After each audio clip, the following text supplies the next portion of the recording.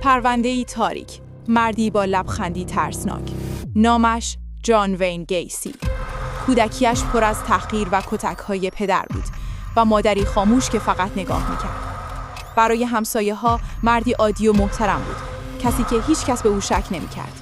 با لباس دلقک در جشن تولد بچه‌ها شادی می‌آفرید، اما پشت نقاب هیولایی پنهان بود. شب‌ها در خیابان‌ها می‌چرخید، جوانان ساده‌دل را با لبخندی سرد به دام می‌کشید. یکی پس از دیگری ناپدید می‌شدند. دیوارها پر از عکس‌های پسران گم شده بود. پلیس به خانه‌اش مشکوک شد، اما هیچ کس نمی‌دانست چه کابوسی زیر آن سقف پنهان است. زیرزمین خانه‌اش به گورستان مخفی تبدیل شده بود. اجساد یکی پس از دیگری پیدا شدند. بالاخره دستگیر شد، اما روی لب‌هایش همان لبخند سرد و بیروح بود. در بازجویی با آرامش اعتراف می‌کرد، گویی در حال تعریف یک داستان معمولی است.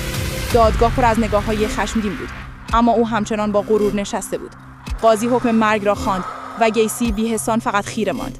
سالها در زندان نقاشی کشید، گویی وجدانش هرگز بیدار نشد. با آرامش به سمت اتاق اعدام برده شد، بدون ترس، مثل مردی که همه چیز را پذیرفته است. 1994 سمع آرام در رگ‌هایش جاری شد. جان وین گیسی برای همیشه خاموش شد. هی، هنوز نرو. دکمه فالو رو فشار بده و به گروه گربه‌های کنجکاو ما بپیوند.